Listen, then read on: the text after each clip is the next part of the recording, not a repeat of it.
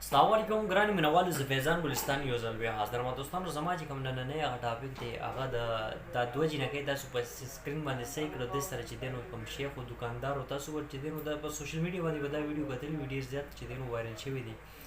نو دوستانو زه به تاسو سره د دې جینکو په باره کې او هغه دوکاندار چې کوم شیخ او د هغه متعلق به تاسو سره په دې ویډیو کې به خبرې کوم. خو دوستانو تاسو تر اوسه پورې زما یوټیوب چینل نه سبسکرایب کړی نو تاسو زما یوټیوب چینل هم سبسکرایب کړئ، ورسره په خوا کې بیل آیکن هم پریس کړئ. نو دوستانو راځو ټاپک اړخ زما چې کوم ټاپک دی هغه دی دوه جینکۍ. دا چې کوم افغانستان کې واقع شوی دوه جینکۍ تللی وي دکان ته او دوکاندار چې کوم دی نو د هغه جینکو ویډیوز جوړې کړې وي او بیا په سوشل میډیا باندې ورکړې شوي دي. نو د هغه جینکو تاسو د ښه پته ده چې د جینکو کور والا ته څنګه پته ولګېده چې داسې دوکاندار د دې ویډیوز جوړ کړی د هغې خو مکه ټایم وویشتلې او بیا یو څو ورځ پس بیا دا خبره هم راغله چې کوم دوکاندار او شیخ و هغه هم وویشتلی شو.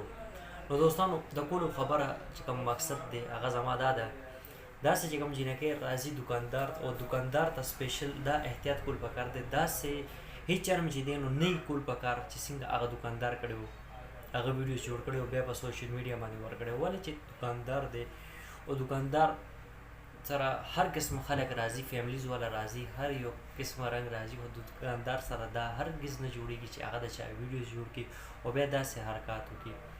نو زه پخپله هم دوکاندار یم، داسې څه خبره نشته. او دلته کې چې کوم ښځې یا جینکۍ داسې راځي نو موږ داسې ګڼو چې څنګه زموږ خپل کور ده، مور ده او د خور د مور په نظر ګڼو. ولې چې زموږ هم کور کې ښځې شته، خویندې شته، میندې شته، موږ هم چې دی نو خویندې میندې لرو چې هغې داسې دوکان ته لاړ شي او بل کس چې وګوري نو موږ نه وو، خو به خامخا صبر نه کېږي، برداشت خو نه شي کېدی چې څوک سپک نظر باندې وګوري. نو خامخا بیا انسان دی غصه ورځي او بیا غیرت دی، او غیرت چې دی نو بس هر یو انسان ته خپل عزت او غیرت ګران وي. نو د خبر کول مقصد دا دی چې کوم دوکانداران هم دي هغې له چې کوم سپیشل لیډیز راځي نو هغې ته داسې چې دی نو نه کول پکار چې ویډیوز وله جوړ کړي بیا په سوشل میډیا باندې ورکړي.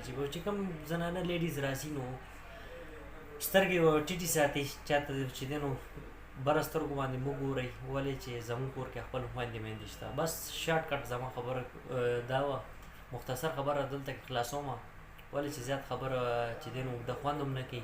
بس مختصر دا خبره ده چې هر یو انسان په خپل کور کې خویندې میندې لري نو بس د چا عزت ته د سپک نه ګوري او داسې د نه ګوري. بس دوستانو زما دا میسیج دا پیغام انشاءالله ډېر زر تاسو سره به یوې نوې ویډیو کې ملاقات کېږي. تاسو د خپل ځان ډېر خیال ساتئ. د لوی الله په امان، والسلام.